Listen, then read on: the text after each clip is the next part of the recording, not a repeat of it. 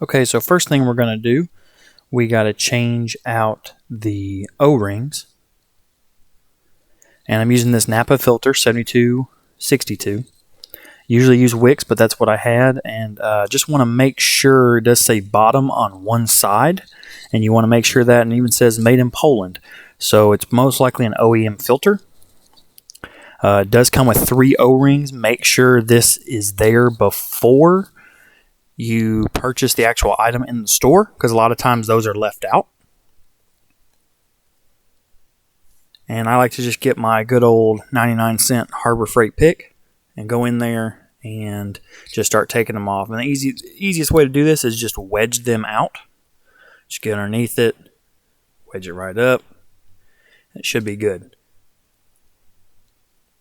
Don't be surprised if you launch them across the yard or the garage. I've done that plenty of times. But sometimes that second one can be a little bit of a pill. You kind of have to push the pick all the way up there, loosen it up a little bit, and then wedge it off the top. And usually comes right off. Now, on the big ring, there's a little indention. Have to find it. Little indention right, let's see, right there. You can put the pick right in there and put enough space in between it and pop it right out. Just kind of work it off, pop, boom. So make sure those are not near the good ones. So you need to get your oil. This is the LiquiMoly 4200. It is the VW507 compliant, which is for that engine to keep it within the warranty specs. Just get a little bit of that and put it on the new O-rings.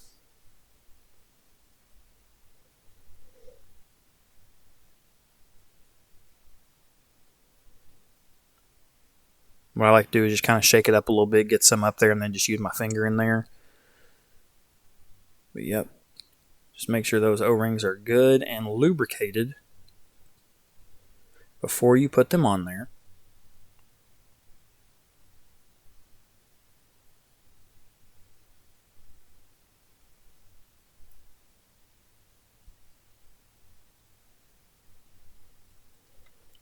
And again, there's a special groove where that little spot is that you use the pick to get off, the little alcove.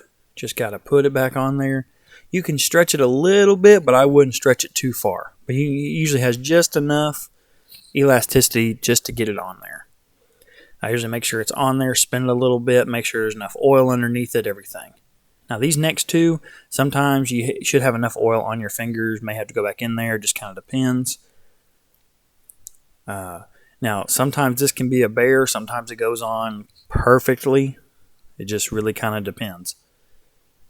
Yep, just a little stretch. Yep, sometimes it just doesn't want to go off because, again, it's lubricated with that oil.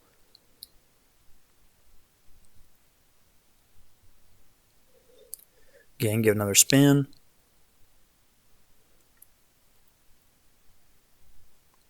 And the last one, and it's very important because these actually do aid in the sealing process. They're not just there for show.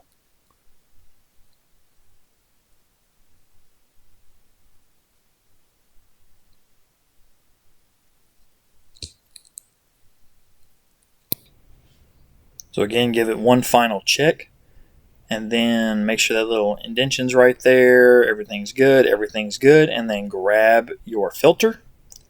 Make sure it does say bottom. Put the bottom towards the pointy end, because that's the part going into the engine. And then make sure it does click as it goes in there, and give it a good old gravity test.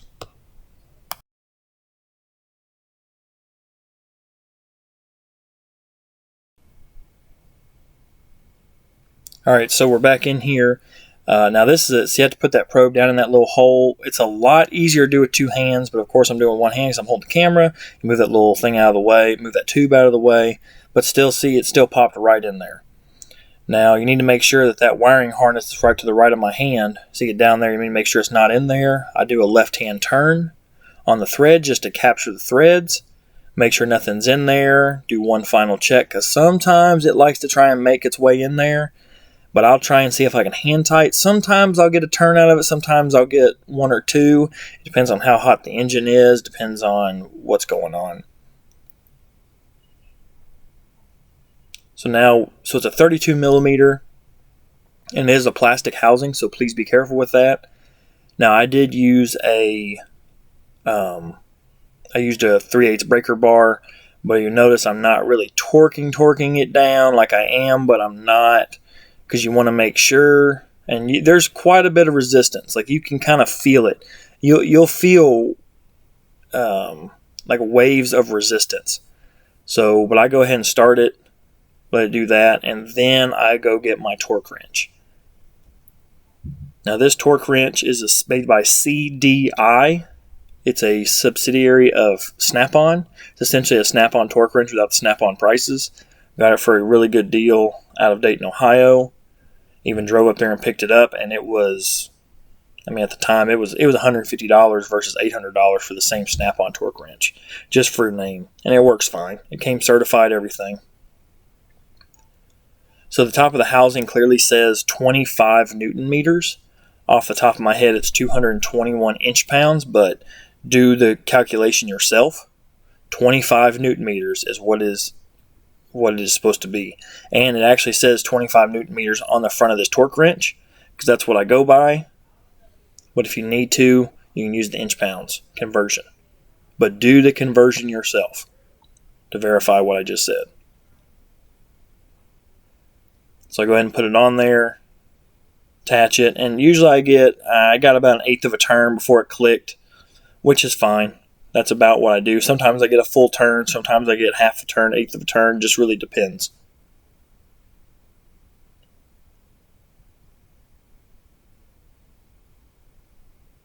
And I just left it on there because I do not have my workbench with me. I was doing this off-site. And I always return that torque wrench to the lowest value before putting it in the box. So then we have to put this EGR tube back on. This is a bear. These are triple square, M10 triple square. I think it's Levithan is the name of it. Got on Amazon. I'll put a link below. Got a really good kit. Got a master kit for way cheaper than I can just buy the individual bits. So this is like a metal gasket or washer, and you just kind of have to fumble with it to get it in there properly. It only lines up one way. I like to do the front one first because I believe it is a lot easier. But it does have, that tube has a little bit of an accordion to it somewhere in the line, so you kind of need to almost overextend that tube just a little bit back towards the engine so that it'll spring back into where that hole will fit. And then it's just going back and forth, just trying to get one of the holes started, and then you just have to get both of them started.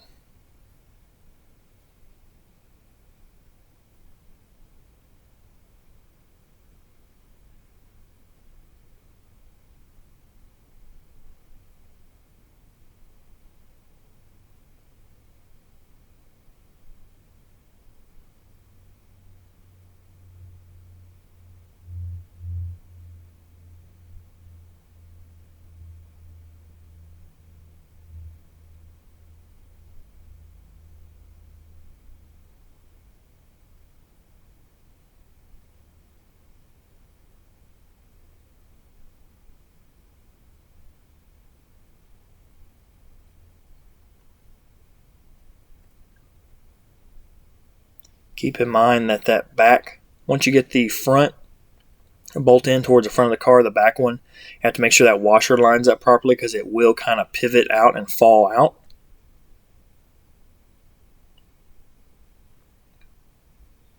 And you just have to go in there and you just have to play with it. Every car is a little bit differently. Something to think about, this tube does go from the intercooler on the back of the engine, on the cab side of the engine, to the EGR valve that is on the front of the engine. So you do need to keep that in mind, that if you ever delete your vehicle, or the vehicle you're working on is deleted, you won't have this tube, so you won't have this problem in the first place.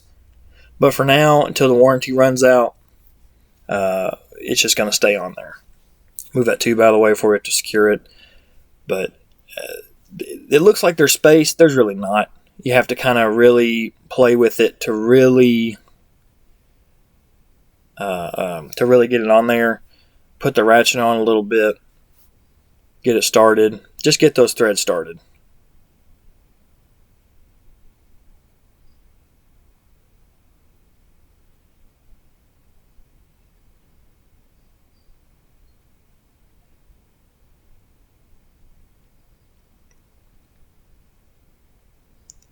I got the thread started a little bit, but then I ended up getting my Milwaukee M12, not to tighten them, but just to do a lot of the turns, just because there's such little bit of play in there that I could not, it would have just taken, minutes versus seconds that it takes this M12.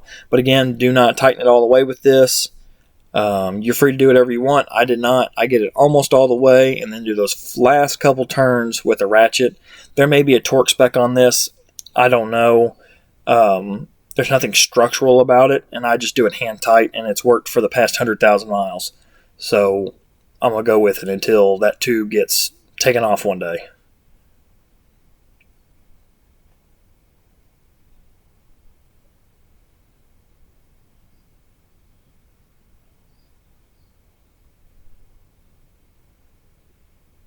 Always do one final check, and then just making sure everything is done. Always do check around the oil filter, check around those bolts, make sure they're on. I check more than I probably should, but I do not like to. I do not want to be driving down the road and have something happen and find out it's because I didn't bother checking something. So I clean the dipstick, put it back in there. Again, doing those checks just right before I put the oil in. So again, this liqu-moly 4200 VW 507. This engine, that's what's required for it to keep it within the warranty. And because there's oil in the top, couple of the big lines from the bottom of the container. I'll show you in just a second. And just pour it in there. Now, I do like to keep this inside or even near like a space heater. Not really high, but just keep it warm enough, so just kind of help with the viscosity of it. It is July anyway. I think it was actually like 98 degrees when I was doing this. But if you'll notice, I'm going about to that spot that I'm pointing at, so I've got quite a ways.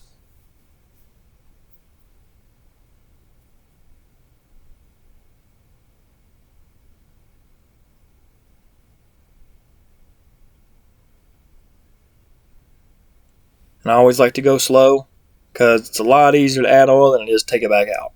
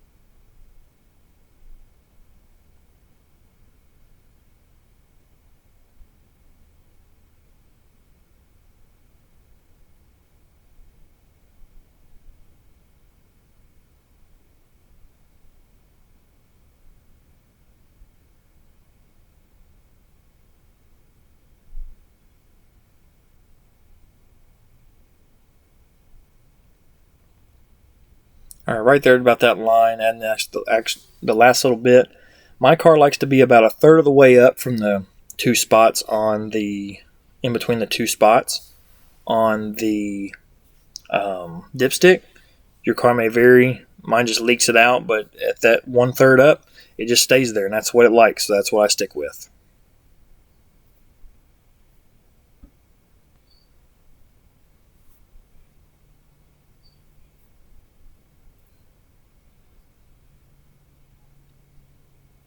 Like do my last checks, dipsticks in, everything's on, torque down, the oil's been put in.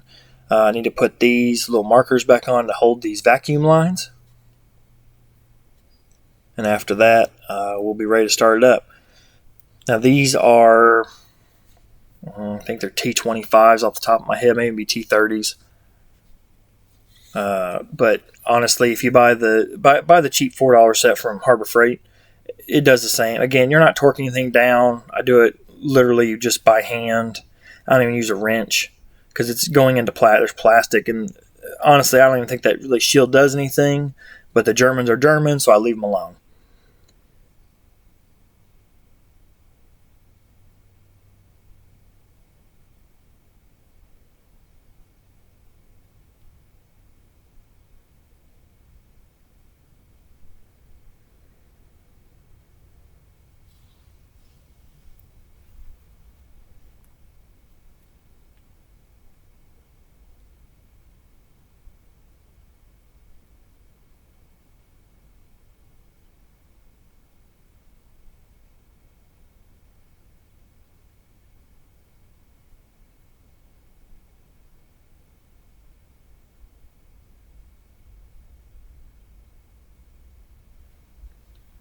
Make sure you put that top back on. Just so I get one final check, make sure those screws are in. Those are all in. That's tight. Top is back on before we start up the car. Make sure there's no tools. I always do kind of a U check because that's where I tend to leave tools on the side. Now with it running, just giving it a check. Make sure it's not leaking oil out from underneath there because that's where it'll kind of make a little ring of oil and come out. So I want to check that. You can check a little gap, a couple fingernails width. Make sure that top's on. Everything looks good. Don't look like there's oil popping out anywhere, and it should be good.